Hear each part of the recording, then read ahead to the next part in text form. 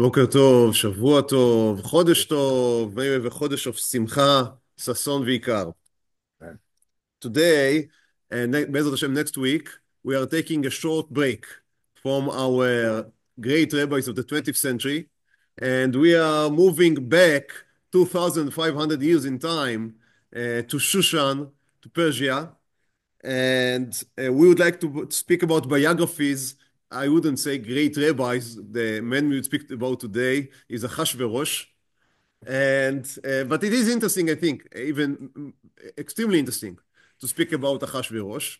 Now, first I decided that I want to speak about Achashverosh biography. And then I basically had two routes open. One was take the very historical route, and that is everyone. There are other books like that. That's very nice. That's a book that is attempting to reconcile what we know from the Megillah with what we know from the Persian history, which is basically not what came to us, was not written by the Persians, but mostly was written by the Greeks. And that, of course, as you can imagine, carry with it some other complications. And he's going through the archaeological findings and the historical assumptions, etc., and trying to see where to locate Megillat Esther within the history framework of the Persian Empire. Now, I think it's a very nice book, a very nice sefer. It also has an English. I think even the Hebrew is a translation of the English in that in this case. So if you are interested, I can send you later the link to those that are interested. It says it's called Megillat Esther ממבט היסטורי, ארכיאולוגי וגיאוגרפי. So from an historic, archaeologic, and geographic point of view.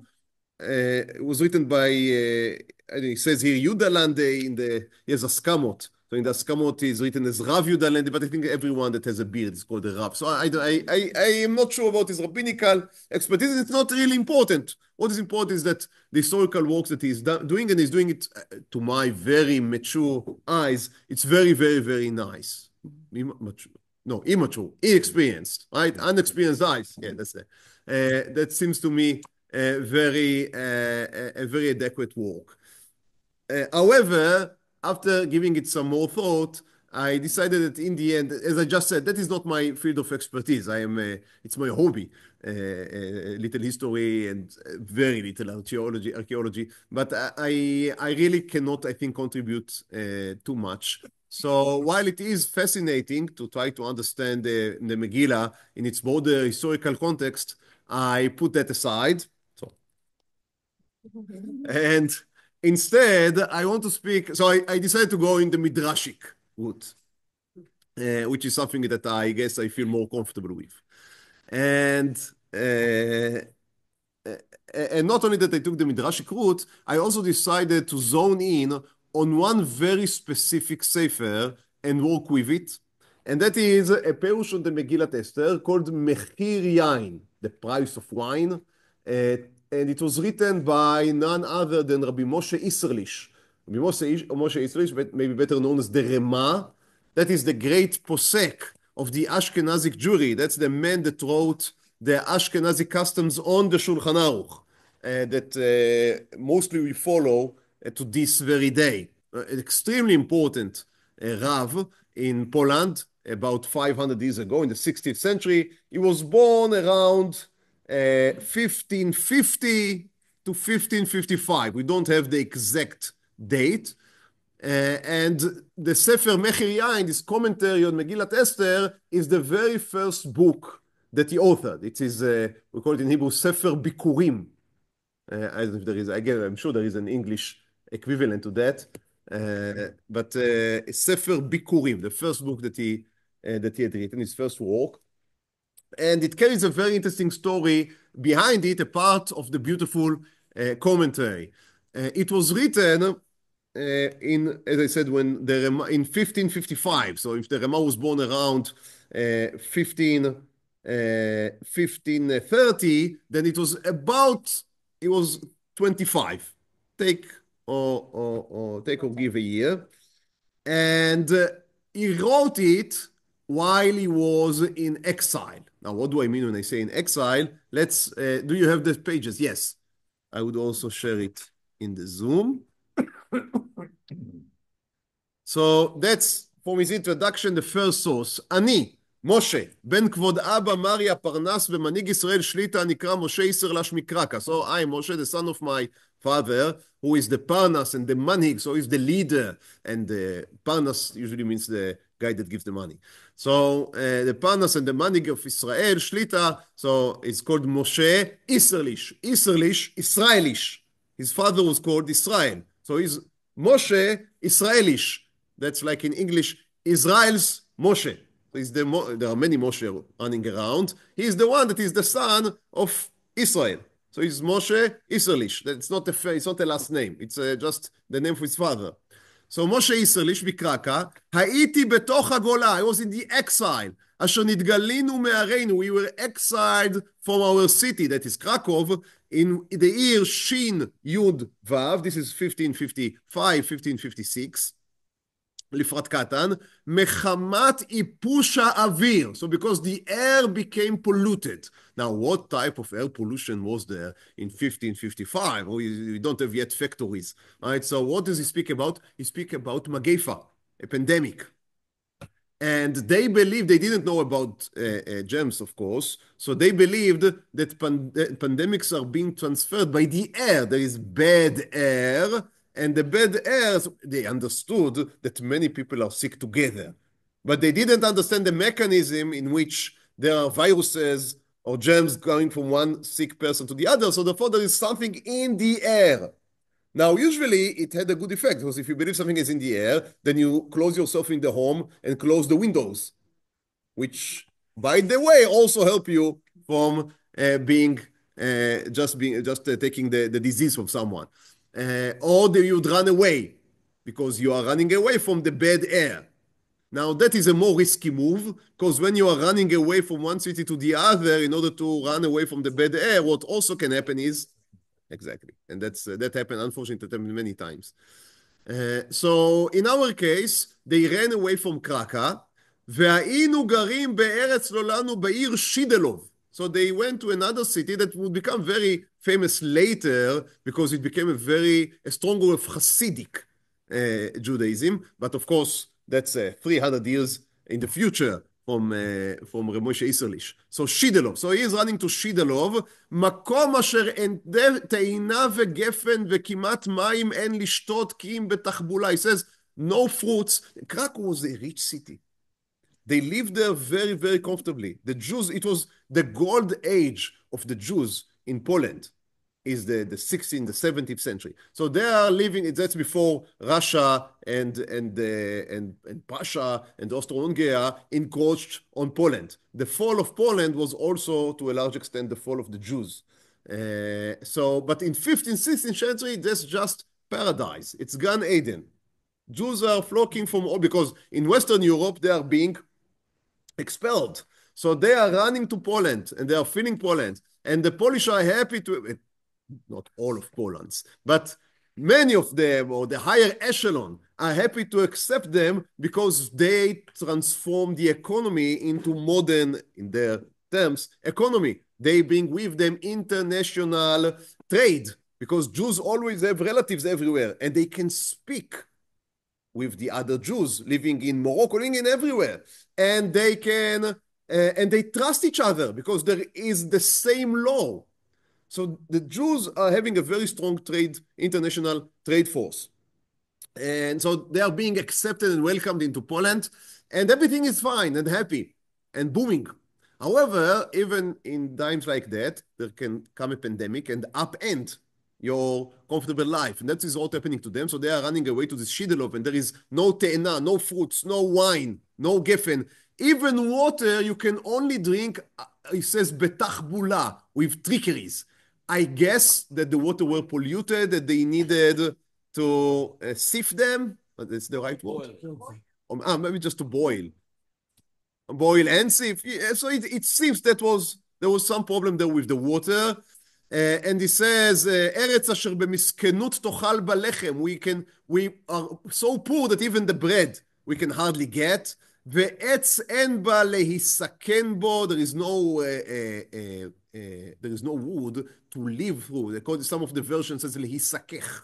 So there is no roof, maybe, above our heads. So they were just out there. ולא יכלנו לקיים ימי הפורים. So we couldn't celebrate Purim, במשתה בשמחה. There is no wine, there is no food, and there is no happiness. להסיר יגון והנחה.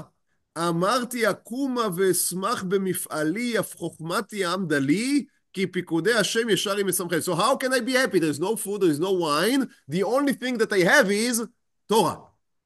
So I can learn Torah, and Torah is simcha. פיקודי השם ישר עם משמחי לב. So that's the way, he says the Rema, I can gain simcha even in this exile. ומצאתי דרך ישכון אור. So I sat down with Megillat Esther, and he also had no books. All the Sfarim remained in Krakow. He ran away as fast as he could. So he had just to sit down, and obviously he carried a lot in his mind, in his head, but yet he was without his Sefarim. So he said, I would write an original Peirush, completely original, on Megillat Esther. And the Peirush is, שהוא רומז, that Megillat Esther hints, על כלל ימי האדם עד יום מותו, מענייני בני האדם, אוהביו ובני גילו. He says, I read the whole of Megillat Esther as an allegory on the human life, from birth to death. And the protagonist, the hero of the Megillah, according to this reading, is not Mordechai. Achashverosh. Who is the man that appears in every chapter of the Megillah? Not Mordechai. Mordechai only comes at the second stage. The only one that from the beginning to the end is always there is Achashverosh. So it stands to reason to say that from a literary point of view, the hero of the Megillah, the main figure, is Achashverosh. Now you can read Achashverosh as a very flat figure. He's extremely stupid, he drinks, he just signs whatever is being given, then he cannot be the main hero of the Megillah because there is no development of the figure. But what Rema is going to do is read a very sophisticated, very rich, very thick reading of Megillat Esther, in which Achashverosh would symbolize I would almost say the human enterprise, the human life. Now, I find it very interesting because he speaks, I'm going to be happy with reading Megillat Esther, but that's more of reading Kohelet than reading Megillat Esther. I think Esther as a symbol and allegory of human life. And that has to do with something that the Rema, I guess, preferred not to mention in his introduction. So people won't read it in Purim. And that is that he lost his wife in the pandemic. He had a young wife. He was young. He was 25. His wife was about 20. And this was the third wave of the pandemic when he went to exile. In the second wave, he lost his wife. And so you can only imagine he was there in exile after losing his wife, a young widow, you can say widow also, a young widower, and no food, no nothing. It's a time for reflection. So he's using Achashverosh almost as a hanger for reflection on human life. So we catch here the Rema, if you want, in a very interesting point in his life. We have here a window into the 25 years old Rabbi Moshe Isserles before he would become the famous Rema that we all know and love. And here there is a reflection on his life. And he says, שמתי הדברים בספר בכתיבתי, I wrote it down as a book, להיות שמור לי לעת זקנתי. So I would keep my reflections to when I am old. Skip now to the last source. Turn over the page. The last source is these ending words of the Peirush. He says, "Tam v'nishlam shevach la'el borei olam." So I finished my Peirush, my commentary, and I thank God who created the world, שסייעני עד הלום, that helped me. והוא יחייני ויזכני לפרש המגילות כולם. He says, I would like to write a commentary on all of the Megillot. To my knowledge, we don't have. I don't know if he did or did not. To my knowledge, we do not possess his commentary on the other scrolls. Anyhow, מה שראיתי לפרש בזוהר המגילה, בעזר נורא תהילה, התעלה שמו לדור דורים. So here is what I thought that I would explain in this Megillah, and I thank God for helping me. שלחתי בימי פורים למנה. I sent it as a mana, in משלוח מנות. לאבי ישראל ראש הדת ממנה, to my father. He wanted to give his father משלוח מנות, but he was in a place in which hardly there was food for him to eat. He sent his commentary as a משלוח מנות to his father. הרוצה לבחון דבריי צריך ללמוד טבעיות ואלוהיות, והמחקרו הוא כדור דורים, בשם הבורא יש מאין, נשלמה מלאכת מחיר יין. He says, in order to understand what I wrote, you need to have knowledge in both fields, in Torah, in אלוהיות, but also he says, in טבעיות, in nature, he means philosophy. And here we come to the first point of his Perush, and that is that the Rema believed that there is no contradiction between Kabbalah and philosophy. He says as much that they both say the same thing, just in different languages. So it's just like speaking Hebrew and English, and you say the same content. And maybe some connotations would be different, but the basic truth, I'm afraid that the word truth completely lost its meaning in the last few years. But the essential truth is true in whatever language you speak it. So if you believe in Kabbalah and you believe in philosophy and you believe both of them are true, then it must be that they are equal, they have the same meaning. And this Perush of his, together with other Sepharim that he wrote in later years, are all example of this great belief of him that philosophy, and for us many times that mysticism and philosophy seems as so different and contradicting methods and conclusions that they cannot live in the same person. And this is not only that I can hold to both, I think that both say the same. I didn't copy it here, but he also writes to himself that I hope to come to the age of 70 and read this Perush again. Unfortunately, that didn't happen because he passed away around the age of 42, around very young. However, I would say that in his 42 years, he did as many of us would not be able to accomplish even if we lived to 700.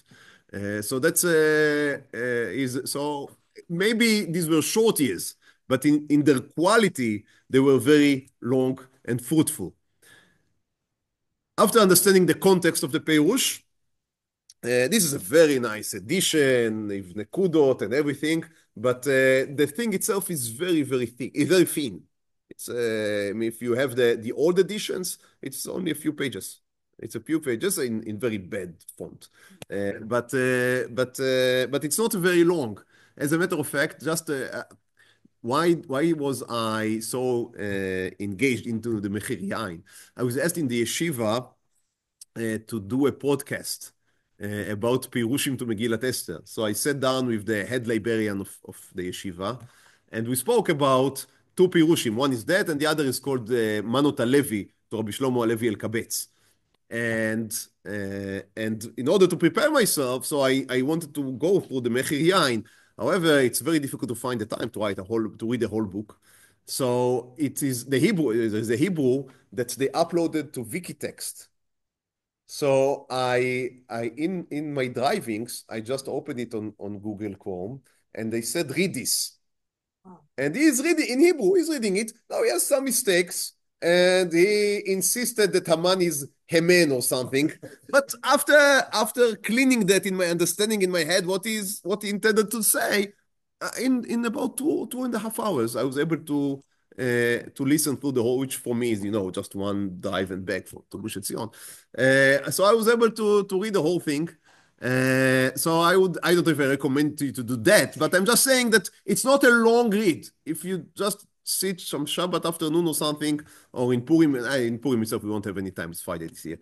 But maybe on Tanit Esther, it's not a difficult reading. It's not a long reading. The Hebrew is somewhat difficult. I couldn't locate an English translation as for now, although I suspect that with all these new technologies, maybe, who knows? Maybe you can just put it into some. Yes, and you just translate. I don't know. Okay. So, let's begin the story itself. ברוך אתה אדוני אלוהינו מלך העולם שהכל נהיה בדברו. It says, I brought here selections from the Peirush. We don't really have a chance. I don't think it will be able to read everything that I copied here. But let's begin and we would play it by the year. ויהי בימי אחשוורוש, סורס ב' להיות שסיפורי מגילה זו רומזים על ימי חלד של אדם, מיום היוולדו עד שובו לעפרו. So he says, the stories of this Megillah, they hint to the life of man, from when he's born to when he returns to dust. So as I said, it's a reflection on human life, and I don't know, it made him happy, I guess, but it's somewhat heavy. And he says that's why it begins with Vayehi. You know that Chazal say that Vay is sadness. And he says, because in the end, human life are tragic. And it was easier for us not to be born. That's what he says, quoting Chazal. It's easier. That's very Polish, I guess. It's easier not to be born. So it's Vay. When someone is born, they say, this again, it's a Polish phrase. They say that when the neshama is born, then everyone is happy, but the baby always cry. So you can guess that when someone dies and everyone cries, the neshama is happy. Yeah. Okay. So that's how it begins, the Megillat Esther. And he says, Achashverosh is ha'adam bichlal. So that's the type, right? Achashverosh, the prototype, the model of man, not necessarily the model in the sense that we all need to go after him, but he's the prototype of what the human being is. He says it's called Ach Rosh. Achashverosh he reads it as Ach Rosh.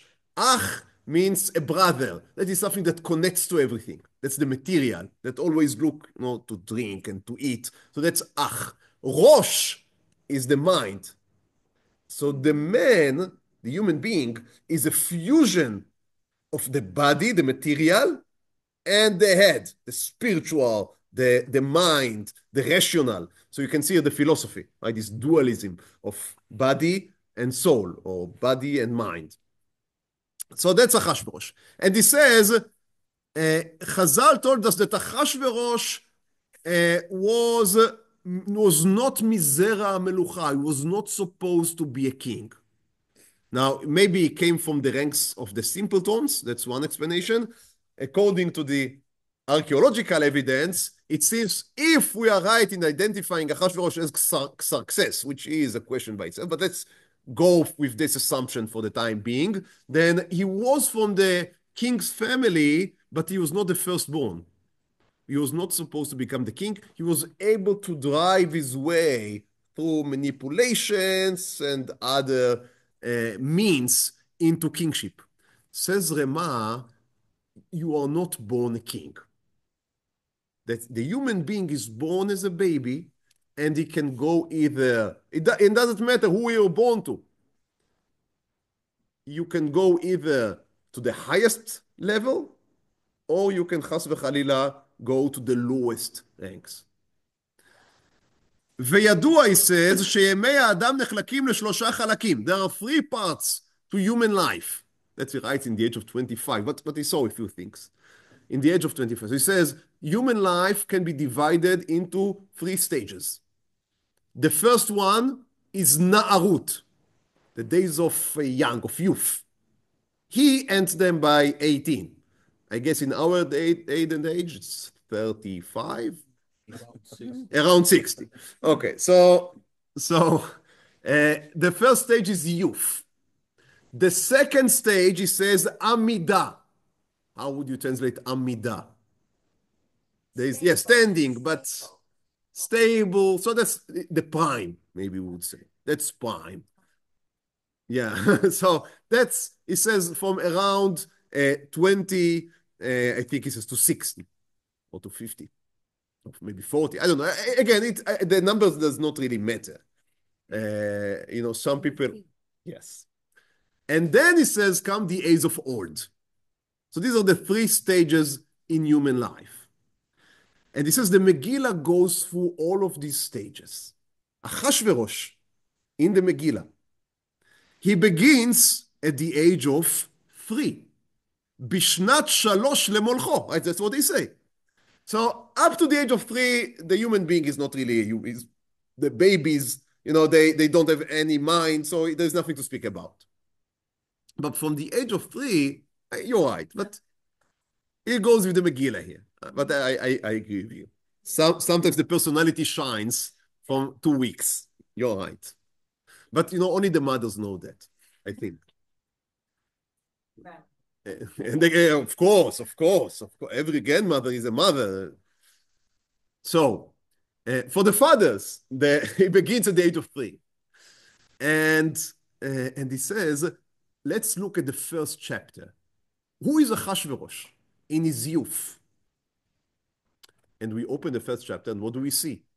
A feast, a mishte, going after the bodily pleasures. And big time, right? 180 days of feast, of mesiba, of partying. Only someone that is 16 years old can do that, right? That's if you're older than that, you would collapse. So he said, but that's Achashverosh. So Achashverosh in the beginning, that's the man in his youth. In his youth, he's completely taken by his bodily appetites, by his bodily desires, the most lowest of them. They are not even sophisticated. Just sheer enjoyment, singing, dancing, eating, drinking, and many other things that maybe the Rema could not even imagine. Other ways to bring material into the body. So he says, this is the first stage. And he goes after ta'avotav hagashmiot, right, his bodily desires, להיות במשתה ושמחה תמיד. And he says, so what is Vashti? So that's Achashverosh. That's where Achashverosh is. What is Vashti in this allegory? He says Vashti is even the lower part of these desires. And that's what it says, that Vashti asta mishte nashim. It's not only that Achashverosh is dancing, not only that the human is dancing, because Achashverosh, again, Achashverosh is the human being. When he completely let off of any restraints, then the body itself begin to desire things that are not even desirable from any rational point of view. We see people that begins, in the beginning, they look after pleasure, but then they become addicted. And the body begins a journey of self-destruction, which is not even enjoyable anymore. So Vashti begins to do her own mishte, even without Achashverosh. And that's where the time of youth begins, we would say, maybe to collapse under their own weight. Because you are dancing, you are singing, you are happy, you are merry. No, maybe not happy, but merry is the better word here. But it cannot hold. Because there is no meaning and there is no spirit. And you are chasing in this, you are going through this, down this rabbit hole of bodily pleasures, and it's never enough. And you have to increase the amount and increase the amount and increase the amount, and you begin only to suffer.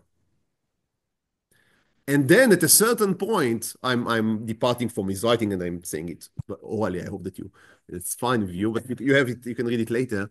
It says, at a certain point, Achashverosh calls Vashti to appear.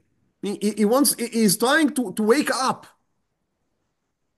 from this collapse, from his wine.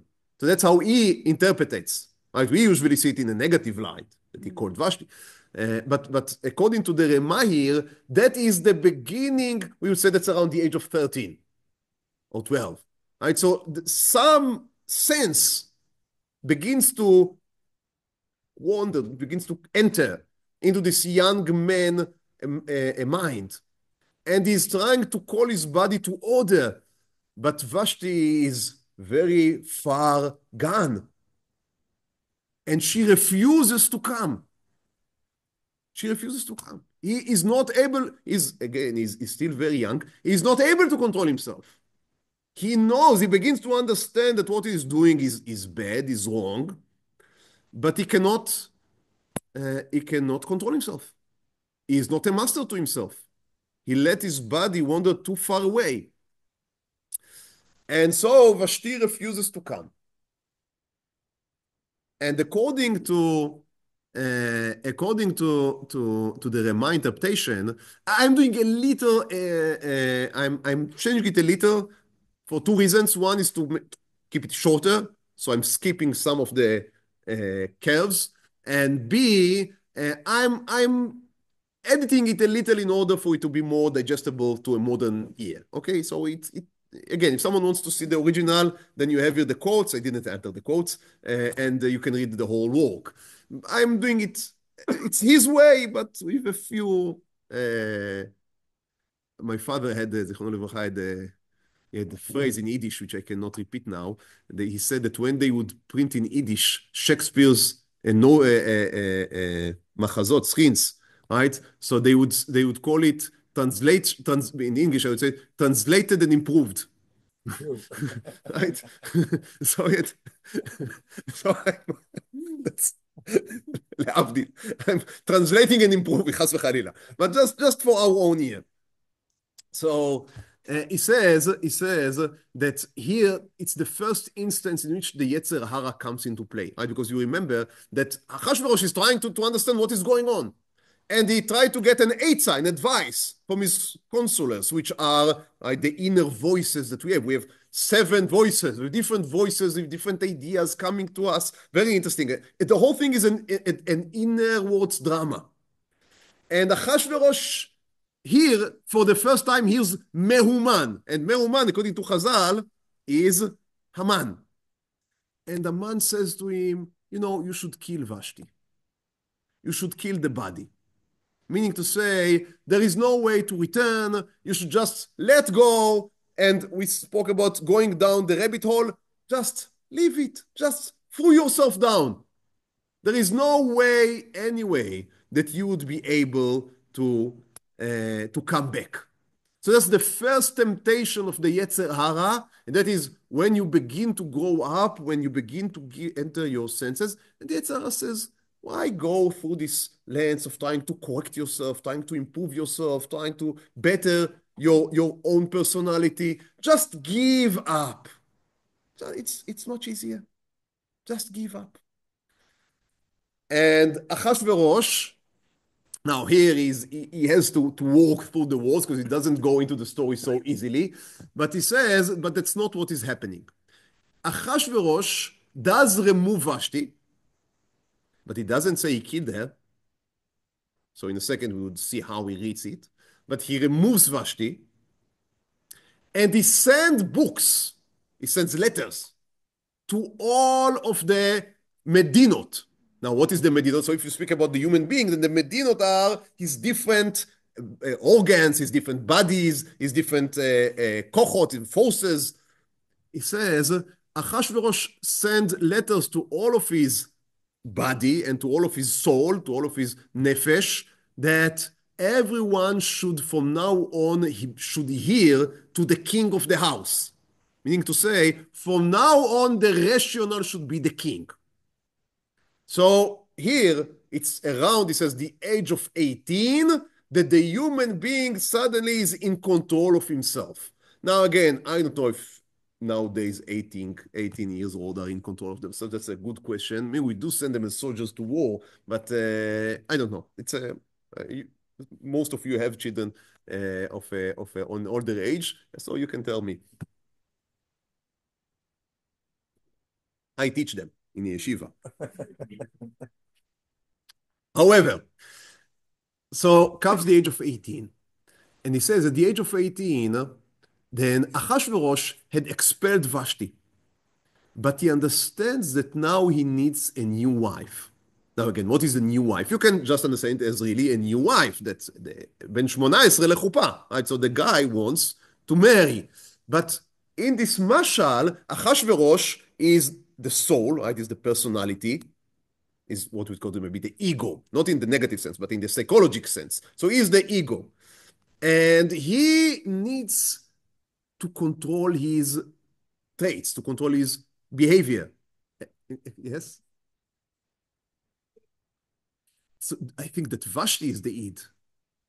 I think so. So he's trying to expel her and to replace her with Esther. And this is something which is fascinating. He says, Esther really is like the reincarnation of Vashti, but in a better form.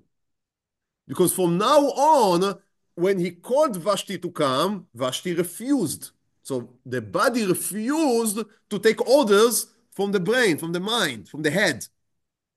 However, now with Esther it says, Vatilakach Esther, Beit Achashverosh. Now again, for us reading the Megillah, that's a tragedy, that Esther was kidnapped by this Goyish king.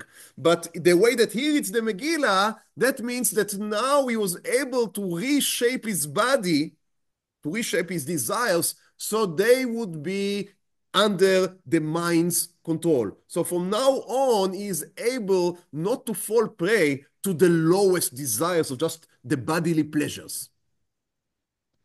So Esther is an upgraded Vashti, according to this reading. Okay. Now, so who is Mordechai? If we have the ego and the id, then of course who would be Mordechai? He is from Yerushalayim. So he is the superego, right? He is, we're now giving a Freudianic explanation to, so, but just in order to make it easier for us to digest. So he is the voice not only of reason, he's the voice of morals, he's the voice of God, he's the voice of holiness that comes from the externities of the man. It's a voice coming from above. So says Achashverosh, when you're with Vashti, you cannot have Mordechai. Mordechai does not even appear in the first chapter. Because when you are all given to your bodily desires, you are not open, your mind is not open. Only when you acquire Esther, Mordechai comes with Esther. Only when you're in control of yourself, that you are not completely conquered by your appetites, then you can begin to have the space, the room needed to hear the voice of Mordechai. Now, we are, as I said, now we're in the prime time. Right now we are in, and he says that is what is in the end of chapter Aleph, it says in the Megillah, V'chamat hamelech shachacha. Also in the beginning of chapter Bet, it says that chamato shachecha. Now, according to the plain meaning, that means he just was not angry anymore. But according to his reading, it says the cham, the boiling blood, began to cool down. And then when the boiling blood begins to cool down in the human being, then again you are ready, you are open to hear. Now, all of that is beautiful. And Mordechai helps Achashverosh to get over Bigtan and Teresh, which are the imagination and problems that a king has. However, then comes into the picture again Haman. But this also a reincarnation of Haman, a Gilgul of Haman. That, just like Vashti become into Esther, now Mehuman became into Haman. Because the Yetzer Hara, when you are, just as your Yetzer Hatov is much more developed in the age of 20 or 30 or 40 than when it was in the age of 10, so Yetzer Hara develops. כל הגדול מחברו, יצרו גדול אימנו. Look at source ד'. אחר הדברים האלה גידל המלך את המן, רוצה לומר, שלאחר שנתגדל המלך אחשוורוש, נתגדל גם המן לרגליו. So when the human grows and develops, also his Yetzer Hara develops. The Yetzer Hara never sleeps. He is growing with you.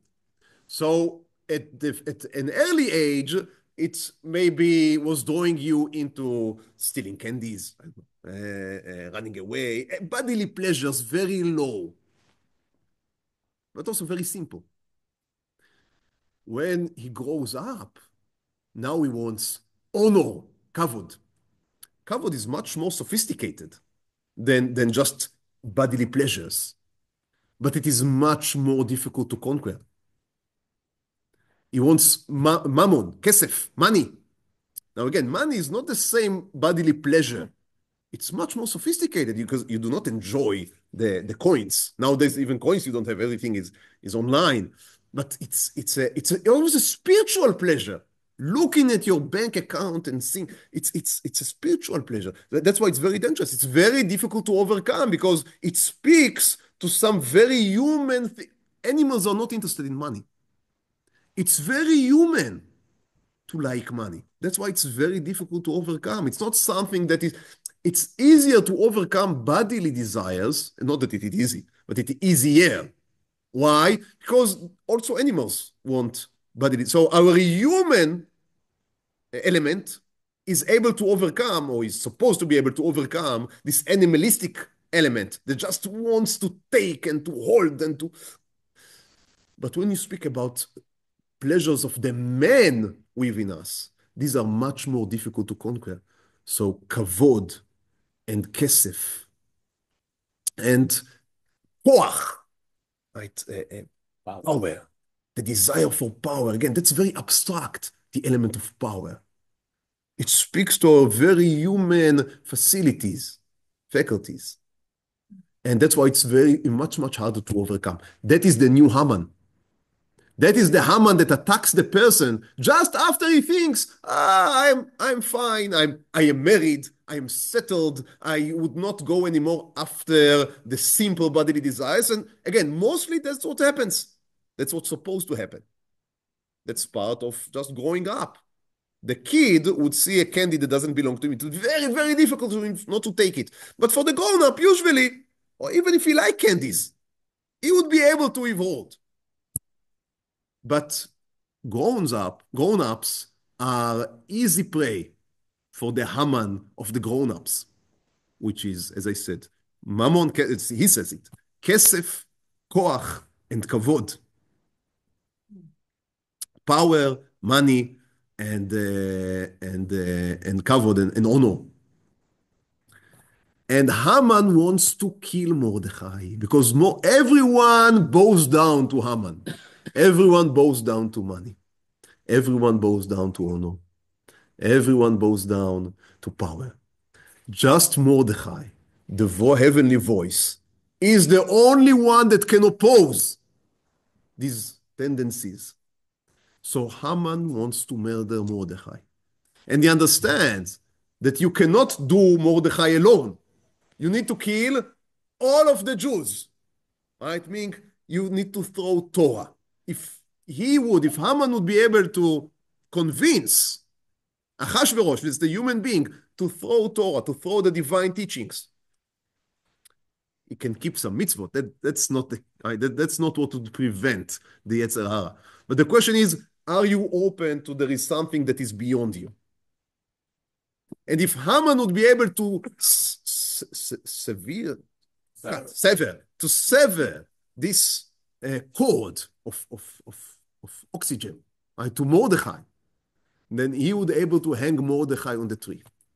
And that is what Haman is set to do. That is the great drama of the Megillah. That is the inner drama of the grown-up man in his prime life, in which Haman wants to kill. And he knows that he should do it quickly and swiftly at one day, not leaving no prisoners. However, and there's different. I mean, again, I don't know how much. It's magnificent. The whole commentary is just magnificent. So I'm having very hard time now skipping. But he's going to Achashverosh, just very, very short. He's going to Achashverosh, which is the human. So the Yetzer Hara comes, the Haman comes to Achashverosh, and he says, the Jews, they are separated. They are not important. They are in exile. What does it mean? You are doing mitzvot, and nothing good happens. And even maybe chas v'chayila, some bad things happen to you. So you see, shav avod Elokim, it's useless. It's useless to do mitzvah. It's useless to serve God. Serve me instead. I am giving you the prizes that you want. Right? That's what the Yetzer Hara says. You're doing mitzvot and you see nothing happens. But you're doing it my way. And you get kavod, and you get the kesef, and you get the koach, right? You get the power, you get... So go my way. I am a more, I would almost say, I'm a more faithful employer than God, says to Yetzer. That's the Nachash speaking to the woman to Chava in Gan Eden, saying to her, God doesn't want you to eat from the etz just because he doesn't want you to be. It's not, if you would worship Hashem, it won't help you. If you would eat from the tree, if you do what I say, you would be in a much higher position. And human beings are prey to exactly this type of traps. So Achashverosh sits down to drink with Haman and agrees with him. They sign, he gives him the tabat, right? He gives him the ring, the signature ring, and he says, everything is to you. Yetzer Hara, you are the governor. The only one remains is Mordechai.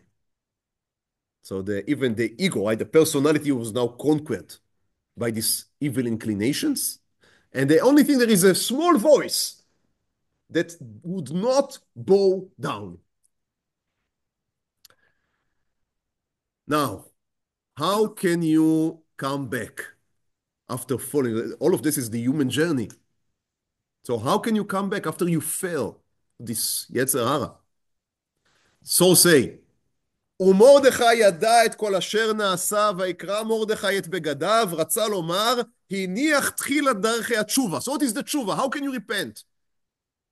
שצריך האדם לעשות ולבקש מלפני מלך הקדוש ברוך הוא שישמרהו מטענות המן הרע לבלתי ימשוך אחריו, ולזה אמר שמרדכי יעץ לאדם ללך בדרכי התשובה, וציווה לקרוע בגדיו ולהלביש שק ואפר. He says the first thing you must do, and that's very difficult.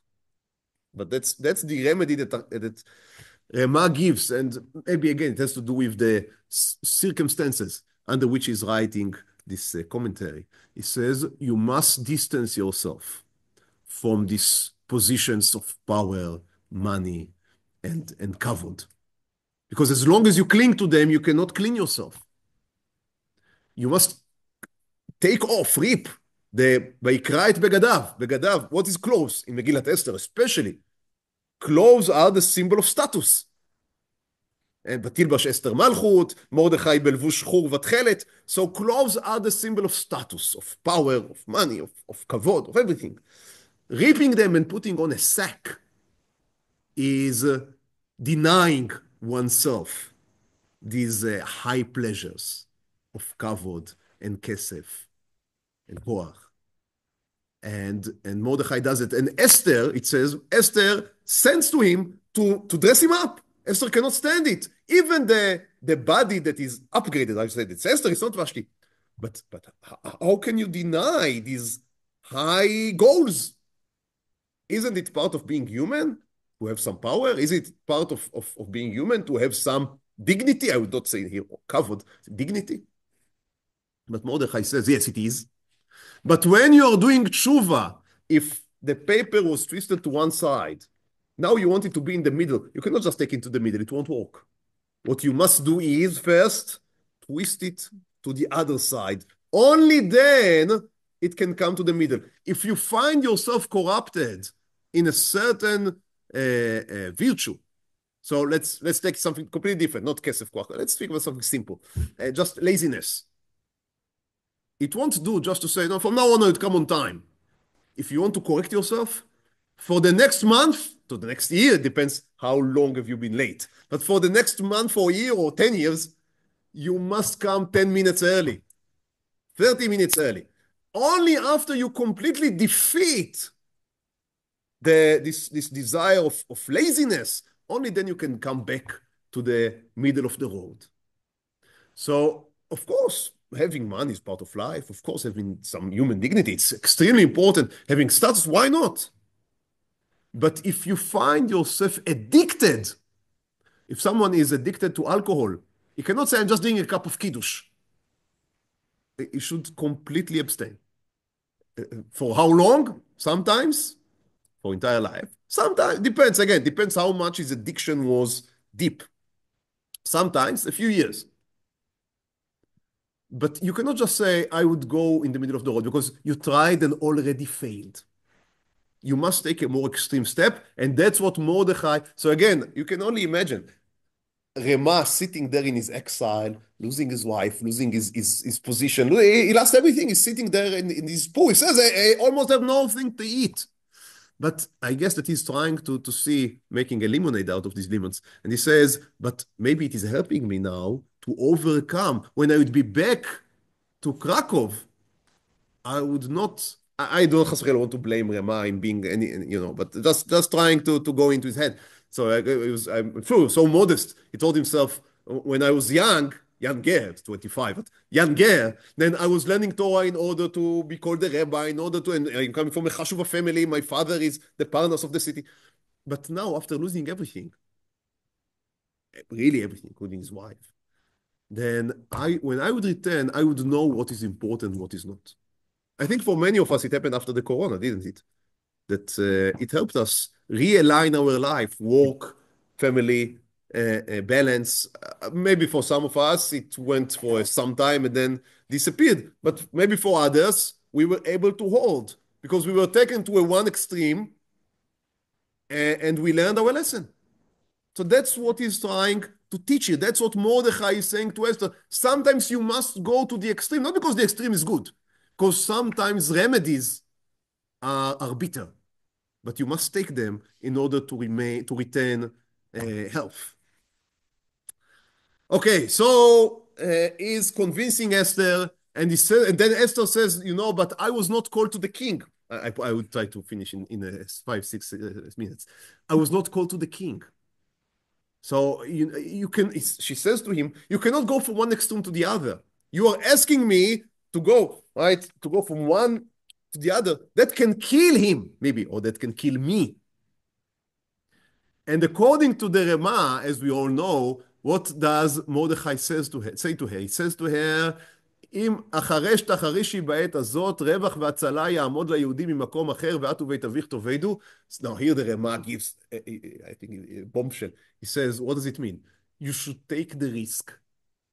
Why? Because maybe it would cause such a disruption that he would collapse, the Achashverosh, meaning the man, would collapse. It is better he says, it is better to die as a tzaddik than to live as unrepented sinner.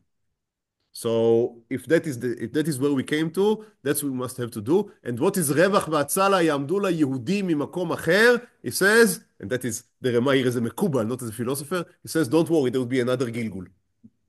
ממקום אחר. And so Esther accepts his words and goes to Achashverosh and asks him and Haman to the meal. And that's very interesting. Because according to the Rema, she's slightly tempering what Mordechai said. Mordechai said, rip off the clothes, go completely blank, nothing, no cover. She says, no. I need both the king and the Haman, but they need to be on the same mishte, on the same table. We can use Haman as long as he is on our table and not we on his table. And here he explained that what does it mean to hang Haman on the tree? He says the tree is Etz HaChaim, is the Torah. If you connect Haman, if you connected this, it's a person. I spoke with Rabbi Moshe Isserles, my rabbi, for once, and we spoke about this question of motivations. And he said to me that he believes that it's very important that a Rav, a teacher, would have a professional ambition to be better in what he does. He said, it's fine. It's part of you. A human being was born and was created with ambitions, with personal ambitions. The question is, can you tie them to the right goal? If you can use them, if you can channel these ambitions to the right goals, then they can serve you. That is what we say, bechol levavcha, with both of your inclinations, that even with the benefit, that's what Esther now is doing. She's hanging Haman, but on the tree of Torah. So she's hanging the evil, but she retains the malchut. She retains power is good if it's being good, if it's being used for the right reasons, even if it's being wanted for the right reasons. Money is excellent if it is gathered and being used in the right ways. and even kavod. If it's not kavod for the sake of look at me, but kavod for the sake of human dignity, then that is something that is sanctioned by this. It's a mitzvah by the Torah. Kvod habriot. Yeah, that's right. Exactly. Exactly. But however, you first must go to the me. That's he won't let you. We would immediately want, okay, so everything is fine. In the minute we say that, Haman won. We first need to defeat him. He need to surrender. Only after he surrenders, then we can use him. But if we are trying to hoist him, what would be the right, to our chariot, harness. If we are trying to harness him to our chariot before he was tamed, he would take us to where he wants to lead. And so he says, Achashverosh accepts Haman. There is a last attempt by Haman. He's falling on Esther's bed. And according to the Rema, that is the last attempt by Haman. He says, he's falling. What does it mean he's falling? He says, you are going Mordechai's way. That would cause your death. Because you would lose appetite, you would lose, and that is death. You would become a hermit. And Achashverosh and Esther does not fall to that. They say, no, we would not become a hermit. We would use you. But only, you would not be lichbosh. Right? Achashverosh says to Haman, lichbosh et amalka imi b'bayit. You want to conquer the house. We won't let you conquer the house. We would conquer you, and then we'd use you. So there would be no death and emptiness. There would be this worldly experience, but only harnessed to the right, to the divine motivation. And then that is the end of the prime days of man, when he's able to harness the Yetzer Hara to his own. But then comes the days of old.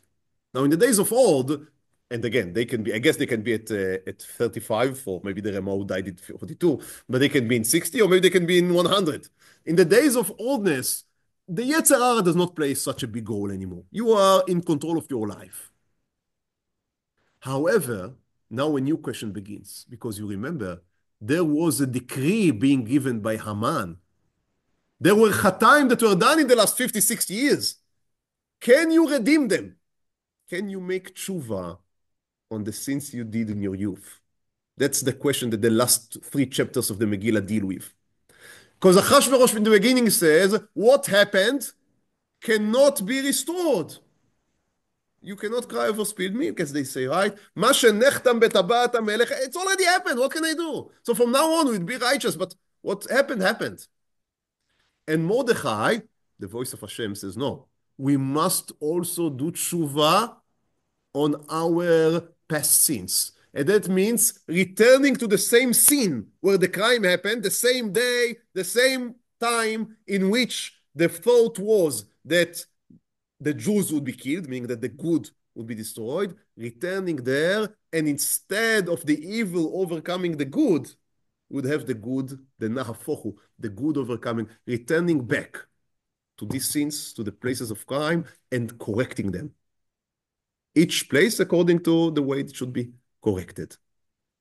And this is the last chapter in which Achashverosh can put the taxes on all of his kingdom. Everything is used for the sake of Hashem, and the Rema ends with another interpretation, which is that the king in the end of the Megillah is Akadosh Baruch Hu, who is putting taxes on all over the seas and all over the lands, meaning that in the end of human life, everything is being directed towards Akadosh Baruch Hu. So that is the story. That is the story of Mechir Yayin. That is the story of Megillat Esther, according to the Rema. I think magnificent and just wonderful. And you are, I think, invited both to see the sefer that I spoke with in the first minutes of the shiur about the story of Megillat Esther, and also if you are able, it's the Hebrew. I wouldn't say it's easy, unfortunately, but if you are able to work hard, I think there is a good foot to be given. So thank you. I would just release people that want to go, and then we will be able to speak. Yeah. So thank you very much.